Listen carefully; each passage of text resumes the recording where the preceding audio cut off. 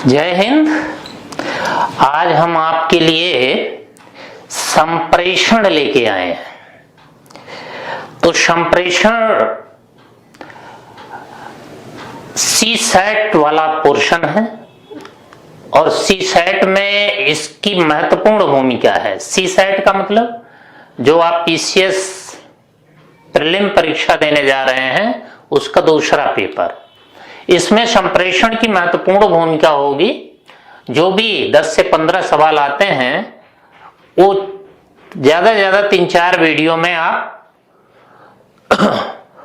उसको हल कर सकते हैं।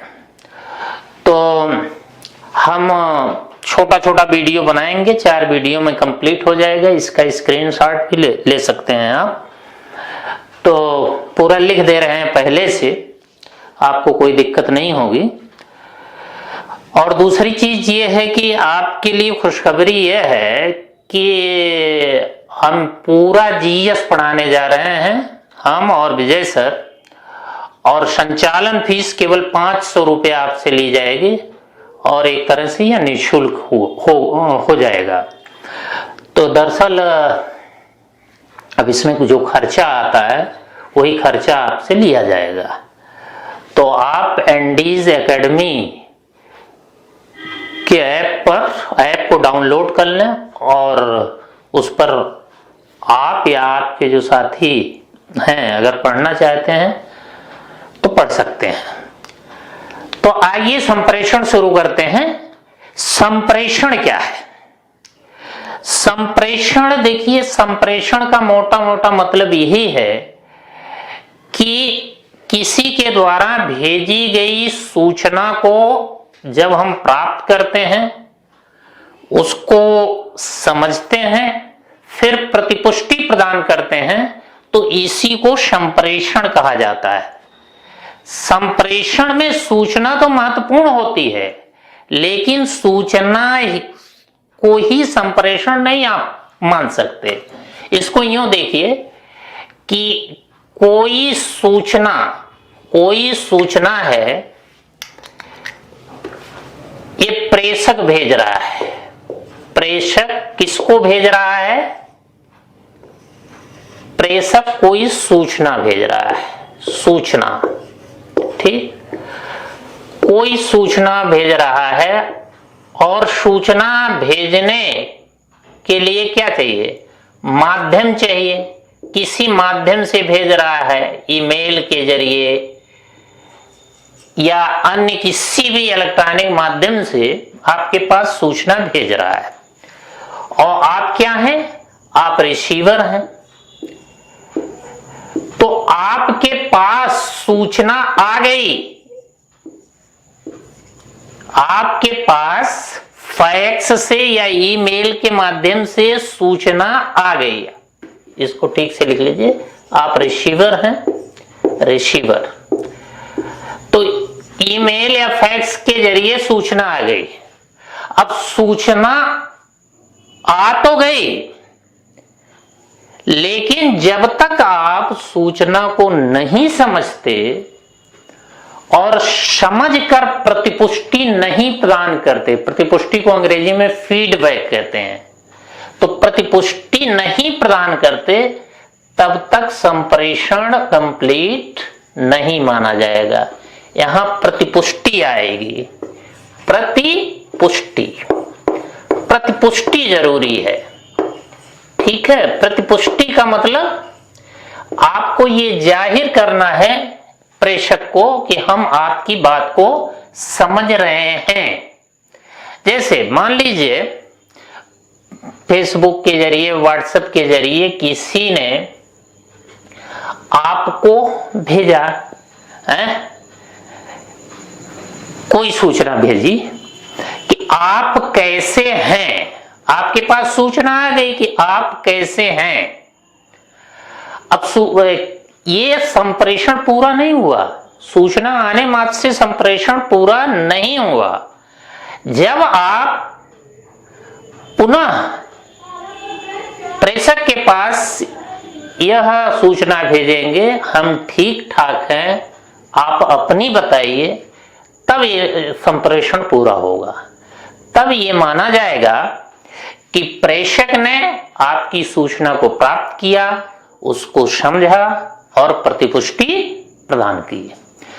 तो संप्रेषण में सबसे महत्वपूर्ण चीज क्या हुई? प्रतिपुष्टि। ये ध्यान रखिएगा, प्रतिपुष्टि। ये अक्सर सवाल पूछा जाता है। दूसरी चीज देखिए, दूसरी चीज संप्रेषण में ये चीज दिमाग में रखना है कि यहां जो जिस चीज पर ज्यादा फोकस करना वो संगठन पर। जैसे कोई सरकारी कार्यालय है या कोई संगठन है, उन संगठनों के बीच, उन संगठनों में काम करने वाले कर्मचारियों के बीच जो सूचनाओं का विनिमय होता है या एक संगठन का दूसरे संगठन से जो सूचनाओं का विनिमय होता है, उस पर आपको फोकस करना है। तो इसलिए संप्रेषण को प्रबंध या संगठन का हृदय कहा जाता है। प्रबंध का हृदय कहा जाता है, प्रबंध का हृदय। प्रबंध का मतलब मैनेजमेंट का, कि मैनेजमेंट कहां होता है? किसी संगठन में ही तो मैनेजमेंट होगा। तो अगर सही कर्मचारियों के बीच सही संप्रेषण हो रहा है तो कर्मचारियों में सहयोग पैदा होगा, सहयोग पैदा होगा, समन्वय पैदा होगा, एक टीम की भावना पैदा होगी और संगठन अच्छे तरीके से अपने लक्ष्यों की ओर, लक्ष्यों को प्राप्त करने की ओर बढ़ेगा। इसलिए इसको क्या कहा जाता है? संप्रेषण को प्रबंध का हृदय कहा जाता है। ये क्लियर हुआ? तो संप्रेषण प्रबंध का हृदय है और प्रबंध का मतलब यहां वही संगठन से। अब देखिए ये संप्रेषण का मॉडल क्या है, कैसे संप्रेषण काम करता है। तो ये तो हमने मोटे तौर पर बता दी कि संप्रेषण में मात्र सूचना की प्राप्ति ही नहीं होती, संप्रेषण तब तक पूरा नहीं होता जब तक प्रतिपुष्टि प्रदान ना की जाए। और संप्रेषण से किसी संगठन के कर्मचारियों में सहयोग, समन्वय स्थापित होता है, एक टीम भावना स्थापित होती है और संगठन अपने लक्ष्यों की ओर आसानी से आगे बढ़ जाता है। इसीलिए संप्रेषण को प्रबंध का हृदय कहा जाता है, मैनेजमेंट का हृदय कहा जाता है। अब देखिए संप्रेषण के मॉडल कौन कौन से हैं। संप्रेषण के मॉडल तो तमाम मॉडल दिए गए हैं, मर्सी, लासवेल, ये तमाम मॉडल दिए गए हैं। लेकिन आपको एक मॉडल, हम सामान्य मॉडल बता दे रहे हैं कि किस तरह से संप्रेषण होता है, किस तरह से एक व्यक्ति दूसरे व्यक्ति को सूचना देता है। तो देखिए सबसे महत्वपूर्ण चीज है संदर्भ। जिस संदर्भ में सूचना दी जा रही है, और संदर्भ क्या होता है? वह मनोवैज्ञानिक या भौतिक वातावरण होता है जिसमें सूचना दी जा रही है। ठीक है, तो जब तक संदर्भ को नहीं समझेंगे आप, तब तक सूचना को भी नहीं समझ पाएंगे कि किस संदर्भ में बात की जा रही है। ठीक है, तो संदर्भ महत्वपूर्ण है। तो पहली चीज तो संदर्भ है। ठीक, संदर्भ। दूसरी चीज है, अरे यार वही संदर्भ भाई, जैसे पढ़ाई लिखाई की बात अगर अपने किसी साथी से आप करते हैं तो आपके किसी भी संकेत को वह आसानी से समझ जाएगा। ठीक, इसी तरह प्रेम की बातें करते हैं, दो लोगों के बीच प्रेम की बातें होती हैं, तो दूसरा जिसको आप सूचना दे रहे हैं, प्रेम संदेश दे रहे हैं, तो वो समझ गया कि आप उसी मूड में हैं, तो तभी वह आपके संकेतों को समझ पाएगा। समझ गए? जैसे मान लीजिए ऐसे आप लोग क्या लिखते हैं,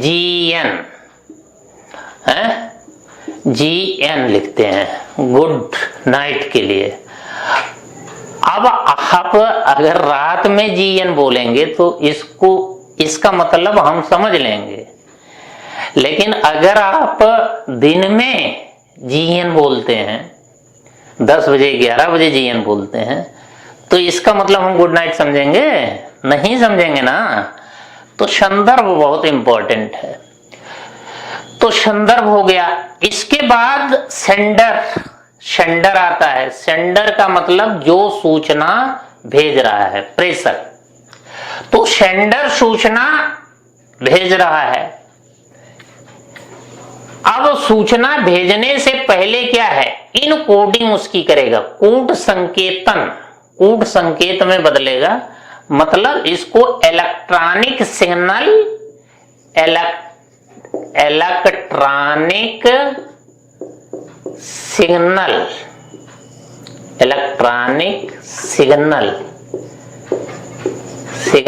या हिंदी में इसको तंत्रिका आवेगों में बदलेगा।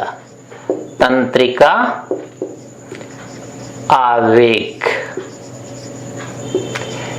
कूट संकेतन का मतलब यही है, इलेक्ट्रॉनिक सिग्नल या तंत्रिका आवेग में आप जो सूचना भेजने जा रहे हैं उसको बदला जाएगा। इसी को इनकोडिंग कहते हैं। जैसे आप अपने अंदर का कोई भाव व्यक्त करना चाहते हैं तो उसको संकेतों में भेजते हैं, संकेत करते हैं। जैसे मान लीजिए गुड नाइट पूरा नहीं लिखते, GN ही लिखते हैं, मोटे तौर पर ऐसे समझ लीजिए।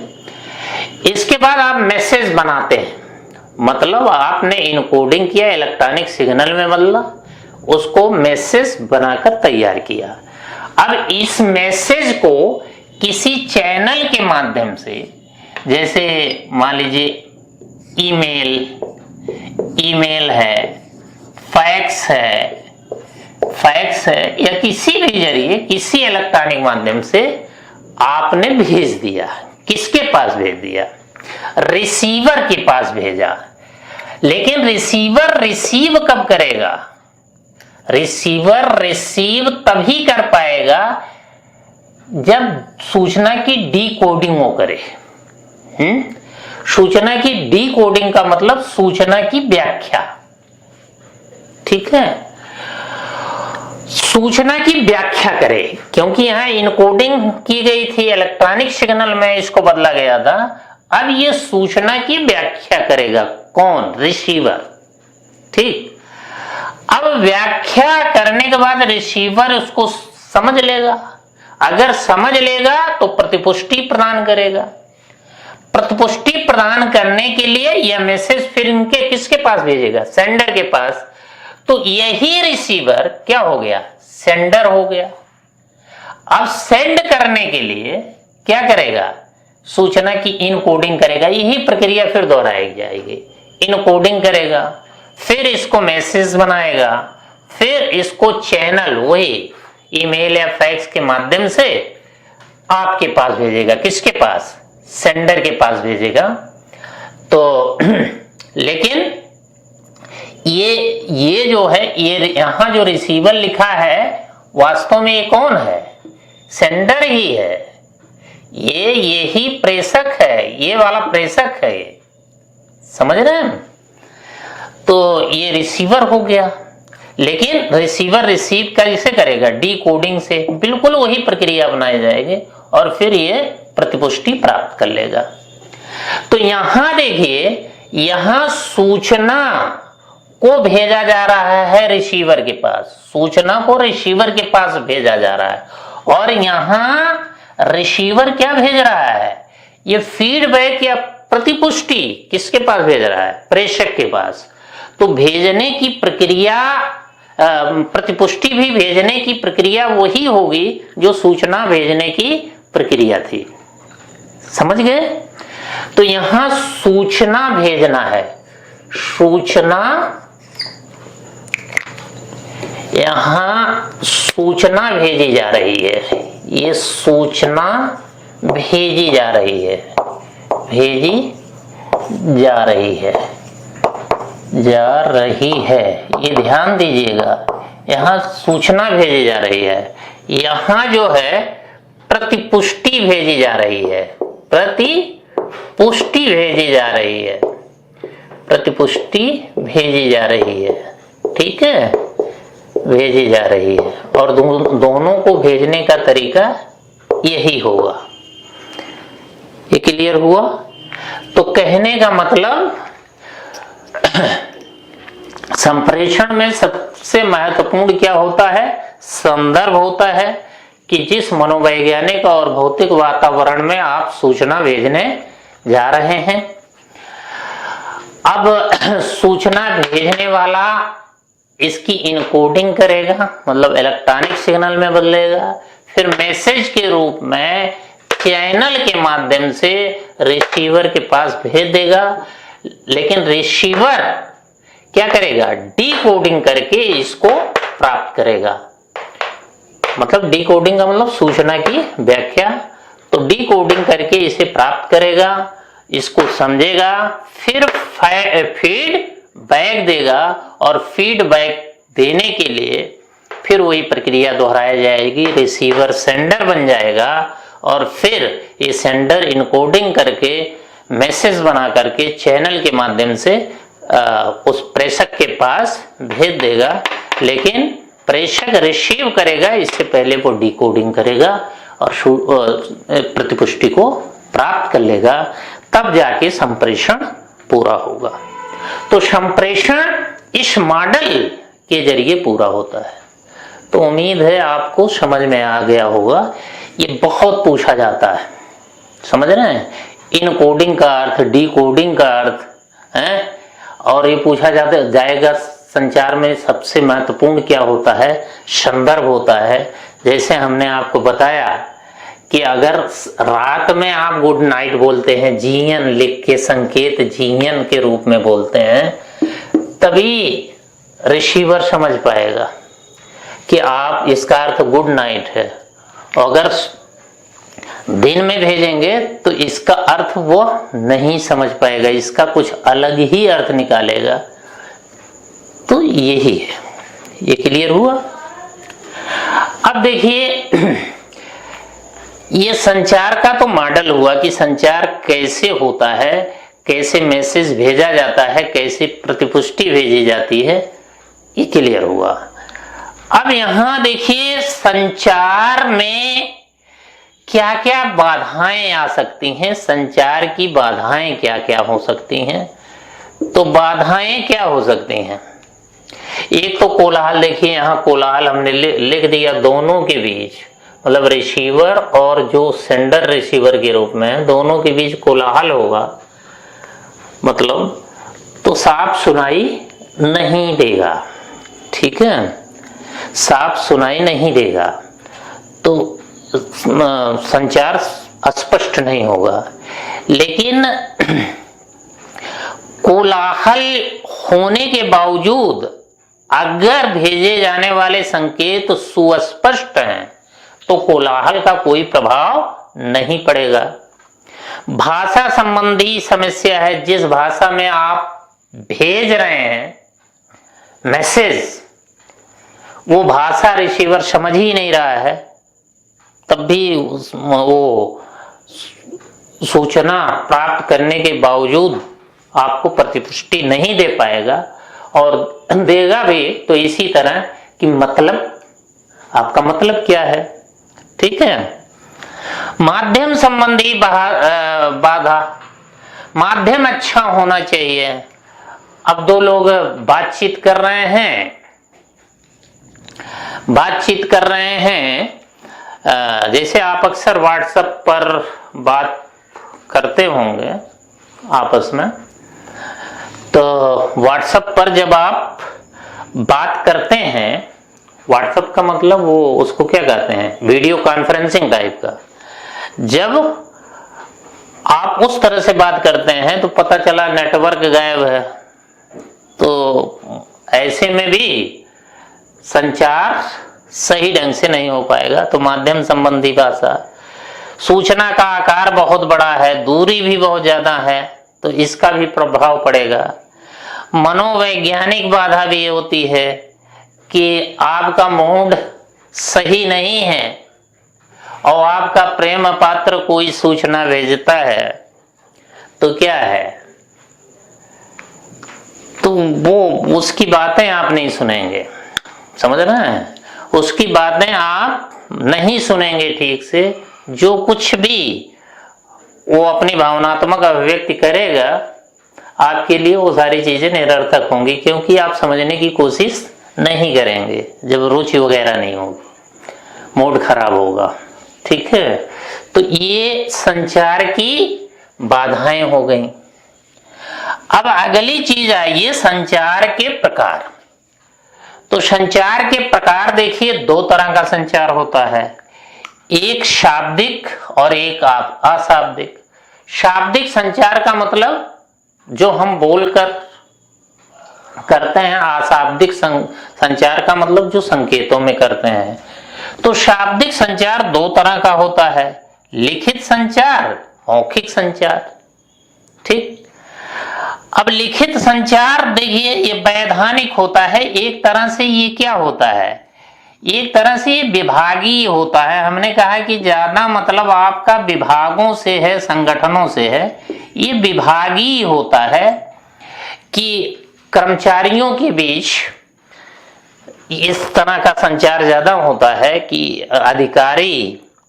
अधिकारी जो है पत्रों के माध्यम से, परिपत्रों के माध्यम से अपने अधीन कर्मचारियों को सूचना देते हैं, या नीचे के कर्मचारी ऊपर के अधिकारी को सूचना देते हैं पत्र वगैरह लिखकर।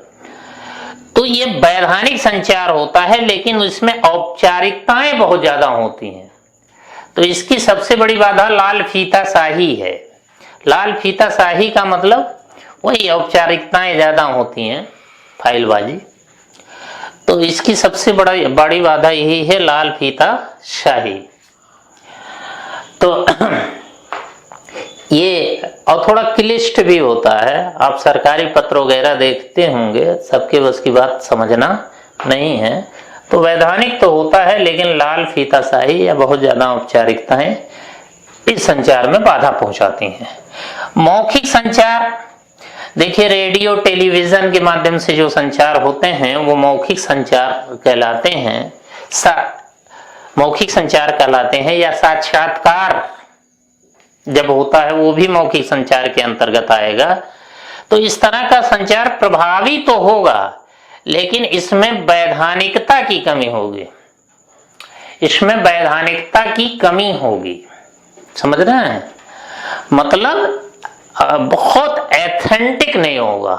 ये वाला एथेंटिक होगा, सरकारी पत्र है तो एथेंटिक ही होगा। रेडियो टेलीविजन का जो संचार होगा वो बहुत एथेंटिक नहीं होगा। अशाब्दिक संचार, वो संकेतों के माध्यम से ये संचार होता है। तो संकेत या प्रतीकों के माध्यम से होता है, तो आप भी इस तरह का संचार करते होंगे। तो ये प्रतीकात्मक भले होता है, लेकिन बहुत प्रभावी होता है और भावनात्मक भी होता है। जैसे आप होठों पर तर्जनी रख लेते हैं, कहीं बहुत 4-6 लोग बैठे हैं, खूब बातचीत कर रहे हैं, खूब तेज तेज बोल रहे हैं, तो आप होठों पर तर्जनी रख लेते हैं, तो इसका मतलब क्या है कि चुप रहो। होठों पर तर्जनी रखने का मतलब चुप रहना। कनिष्ठिका दिखाना, कनिष्ठिका दिखाना, आप सभी बैठे हैं तो अगर ऐसे दिखा रहे हैं हम, तो इसका मतलब कहाँ कि शौचालय जा रहे हैं, तो इसका मतलब शौचालय जा रहे हैं। पलक, होंठ, गर्दन हिलाना, जब यूं यूं हिलाएंगे तो इसका मतलब क्या है, असहमति दे रहे हैं, असहमत प्रकट कर रहे हैं। और जब यूं यूं हिलाएंगे तो इसका मतलब सहमत दे रहे हैं। तो पलक, होंठ, गर्दन हिलाना सहमति या असहमति है। गले के पीछे हाथ रखना, चलो ठीक है, इसका मतलब सहमति दे रहे हैं। आप ऐसे नहीं कहते चलो ठीक है भाई, ओके तुम्हारा काम कर देंगे, तो सहमति देना। आंखें सिकोड़ना, आंखें सिकोड़ने का मतलब क्या है? अस्वीकार करना, अस्वीकार करना कि कोई प्रपोजल आप रख रहे हैं, हमको पसंद नहीं आया तो आंखें सिकोड़ लिए, इसका मतलब हम इससे अस्वीकार करते हैं। अंगूठा दिखाना, जब ऐसे कहा जाता है, ऐसे करते हैं आप, कोई अच्छा काम कर रहा है तो ऐसे करते हैं, इसका मतलब आप उसको प्रोत्साहित कर रहे हैं। अंगूठा व तर्जनी गोल करना, तर्जनी व अंगूठा गोल करना ऐसे, इसका मतलब क्या है? ऐसे बधाई देना, बधाई देना। चश्मा उतार के रख देना, तो चश्मा उतार के रख देना का मतलब अब तुम्हारी बात सुनने के लिए हम तैयार नहीं है, ना सुनने का संकेत। पीठ पर हाथ रखना, हम आपके पीठ पर हाथ रख दे रहे हैं तो इसका मतलब आपको सांत्वना दे रहे हैं कि आप किसी दुख दर्द में है तो हम पीठ पर हाथ रख देते हैं कि इसका मतलब चलो हम आपके साथ हैं, कोई दिक्कत नहीं है। तर्जनी और मध्यमा को वी आकार में करना, ऐसे, सॉरी ये तर्जनी और मध्यमा को वी आकार में करना नेता अक्सर करते हैं, तो इसका मतलब क्या है? ये जीत का संकेत है। तो ये संकेत आपको याद रखने हैं। ये पूछा जाता है कि अंगूठा खड़े करने का मतलब क्या होता है, आंख सिकोड़ने का मतलब क्या होता है, ये अक्सर पूछा जाता है। तो आपने संचार में या संप्रेषण में ये देखा कि मॉडल क्या है, तो मॉडल में संदर्भ, फिर सेंडर, इनकोडिंग ये महत्वपूर्ण है, डिकोडिंग महत्वपूर्ण है, फीडबैक या प्रतिपुष्टि महत्वपूर्ण है। तो आपको इतना ही समझना है कि जो सेंडर सूचना भेज रहा है तो सूचना भेजने के क्रम में इनकोडिंग है, मैसेज है, चैनल है, फिर डिकोडिंग है, फिर रिसीवर है, ठीक। और दूसरा रिसीवर जो फीडबैक भेज रहा है उसमें इनकोडिंग है, मैसेज है, चैनल है, डिकोडिंग है, तब जाएगी। यही समझना है। तो अगर आप समझने की कोशिश करेंगे समझ में आ जाएगा। तो इसका आप स्क्रीनशॉट ले सकते हैं। अभी आपने शाब्दिक और अशाब्दिक संचार देखा। अब हम सूचना प्रवाह के आधार पर संचार के प्रकार बताने जा रहे हैं। तो देखिए, सूचना प्रवाह के आधार पर संचार दो प्रकार का होता है, एक औपचारिक संचार, दूसरा अनौपचारिक संचार। औपचारिक संचार ये लंबवत संचार होता है, औपचारिक संचार दो तरह का होता है, लंबवत संचार, क्षैतिज संचार। लंबवत संचार दो तरह का होता है, ऊर्ध्वगामी संचार, अधोगामी संचार। एक विकर्ण संचार भी होता है। और अनौपचारिक संचार को अंगूर लता संचार कहते हैं। औपचारिक संचार का मतलब जो किसी नियम, कानून या आचार संहिता के अंतर्गत हो, और अनौपचारिक संचार का मतलब जैसे मित्रों के बीच, हम मित्रों के बीच जो संचार होगा वो अनौपचारिक संचार कहलाएगा। अब देखिए, इसके एक एक पार्ट का वर्णन करते हैं। पहला, ऊर्ध्व या अधोगामी संचार। ये देखिए, ये जो संचार आप देख रहे हैं, किसी संगठन या कार्यालय में जो अधिकारियों कर्मचारियों के बीच या कर्मचारियों के बीच जो संचार होता है, उसी को दिमाग में रखिएगा, तब समझ में आएगा। ऊर्ध्व या आरोही संचार मतलब जो ऊपर की ओर संचार होता है, इसकी दिशा ऐसे होगी, ऊपर की ओर। कहने का मतलब किसी संगठन या कार्यालय का कर्मचारी अपने अधिकारी से जब बात करेगा, अपने अधिकारी को जब चिट्ठी पत्री लिखेगा, तो उसी को हम ऊर्ध्व या आरोही संचार कहेंगे, इसकी दिशा नीचे से ऊपर की ओर होगी, मतलब कर्मचारी टू अधिकारी होगी। और जब कर्मचारी टू अधिकारी होगी तो जाहिर सी बात है प्रार्थनात्मक होगी, है कि निवेदन है कि तो प्रार्थनात्मक होगी, मतलब नीचे का कर्मचारी ऊपर के अधिकारी को लिख रहा है पत्र, तो ये प्रार्थनात्मक होगी। तो जब नीचे का अधिकारी नीचे का कर्मचारी ऊपर के अधिकारी को संचार करेगा तो इसका अर्थ क्या हुआ कि समस्या समाधान में कर्मचारियों की सहभागिता सुनिश्चित हो जाएगी। मतलब कर्मचारी भी सुझाव दे अगर रहा है ना अधिकारी को, तो समस्या समाधान में कर्मचारियों की सहभागिता सुनिश्चित हो जाएगी। और जब छोटे कर्मचारियों की सहभागिता होगी तो निश्चित है संगठन में समन्वय सहयोग बढ़ेगा। लेकिन इसकी सबसे बड़ी कमी क्या होगी? अनुशासन की कमी होगी। इसमें अनुशासन, सहयोग और समन्वय तो बढ़ता है लेकिन अनुशासन कम होता है। मतलब साहब को उसके क्लर्क कर्मचारी ही राय दे रहे हैं, साहब ऐसे ऐसे करिए और इस समस्या का समाधान हो जाएगा, ठीक है।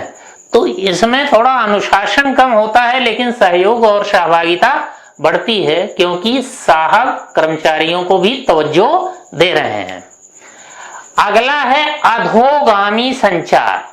इसकी दिशा ऊपर से नीचे की होगी, मतलब ऊपर का जो अधिकारी या प्रबंधक है वो नीचे के कर्मचारियों को लेटर लिखेगा, जैसे सरकारी पत्र वगैरह होता है, परिपत्र होता है, तो ऊपर का अधिकारी नीचे के कर्मचारियों को सूचना देगा, ठीक।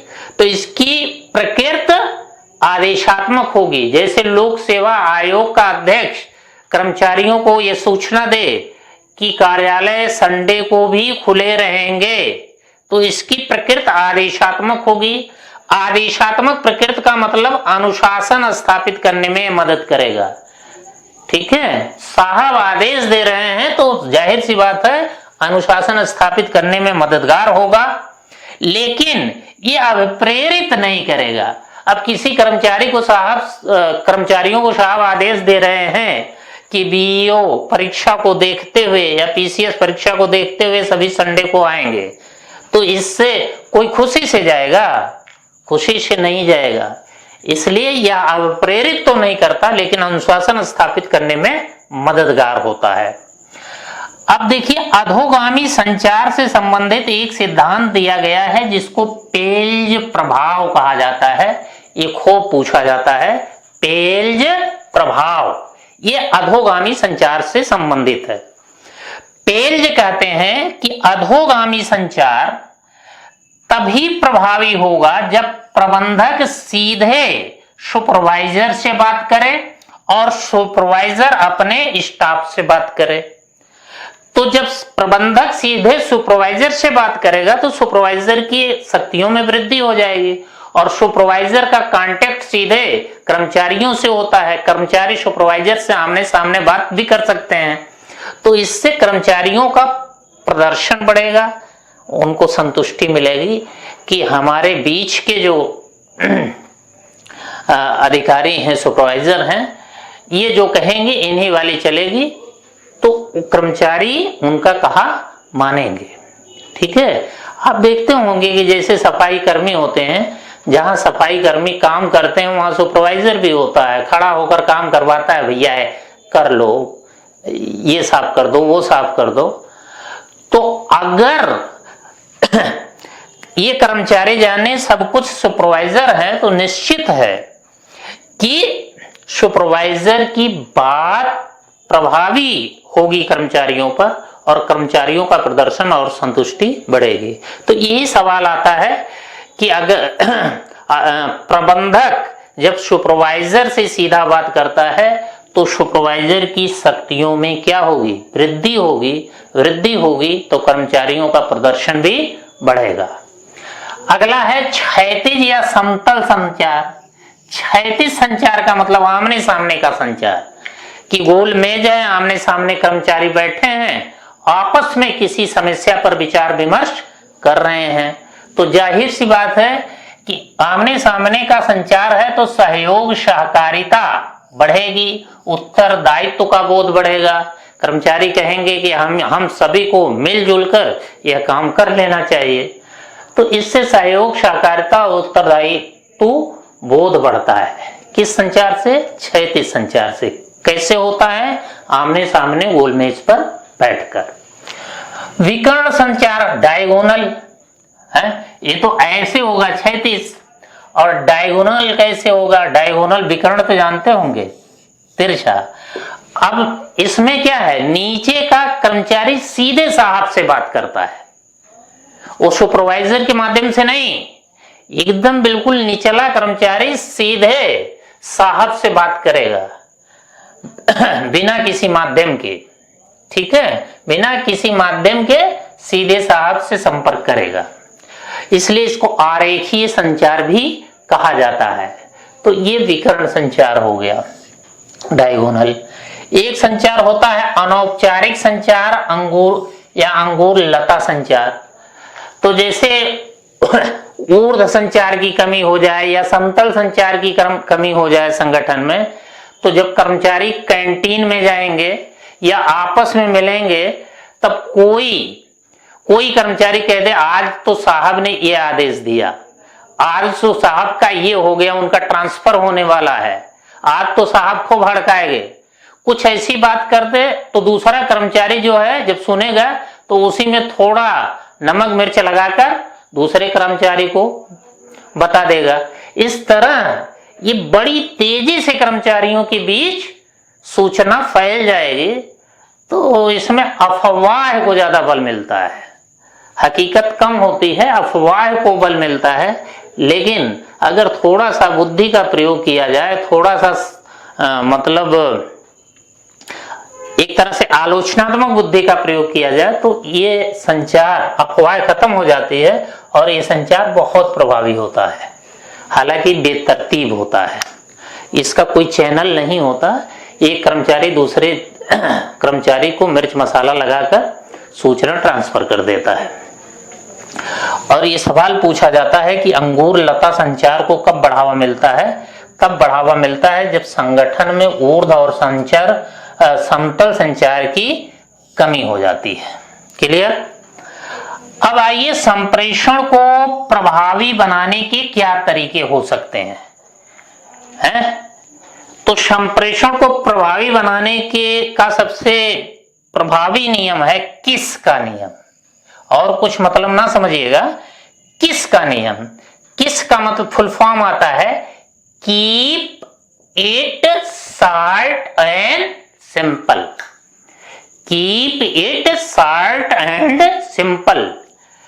तो जो संचार सामग्री आप भेज रहे हैं वो शॉर्ट होनी चाहिए और सरल होनी चाहिए, उसको समझने में कोई कठिनाई नहीं आए, क्योंकि समझने में कठिनाई आएगी तो प्रतिपुष्टि नहीं मिल पाएगी, और प्रतिपुष्टि नहीं मिल पाएगी तो संप्रेषण पूरा हो नहीं सकता। दूसरी चीज यह है खुला मस्तिष्क होना चाहिए। खुला मस्तिष्क का मतलब किसी पूर्वाग्रह, किसी पूर्व मान्यता का शिकार ना हो, भेजने वाला भी और प्राप्त करने वाला भी, दोनों का खुला मस्तिष्क हो, पूर्वाग्रह के दोनों शिकार ना हो, तब संचार अच्छी तरह से होगा।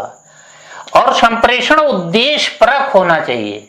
बेवजह, जैसे व्हाट्सएप वगैरह पर आप बेवजह भी संदेश भेज देते हैं तो वो उतना प्रभावी नहीं होगा। अगर संप्रेषण उद्देश्यपरक होगा तो निश्चित है प्रभावी होगा। इसके अलावा संप्रेषण को प्रभावी बनाने के और भी तरीके हैं, जैसे जो माध्यम, जिस माध्यम से आप भेज रहे हैं वो माध्यम आपका कैसा है। ठीक है, माध्यम अच्छा है तो संप्रेषण प्रभावी होगा। तो यही संप्रेषण के सामान्य नियम हैं, और यही सामान्य नियम संप्रेषण से संबंधित तकनीकी बोधों को स्पष्ट करते हैं। मतलब यही नियम हमको ये बताते हैं कि संप्रेषण को प्रभावी बनाने के लिए हमें क्या क्या उपाय करने चाहिए, कैसे हमको संप्रेषण करना चाहिए। तो हमने आज आपको बता दिया कि संप्रेषण क्या है, संप्रेषण का मॉडल क्या है, संप्रेषण के प्रकार कौन कौन से हैं। तो आज हम यहीं समाप्त करते हैं, 2-3 वीडियो में हो जाएगा। धन्यवाद।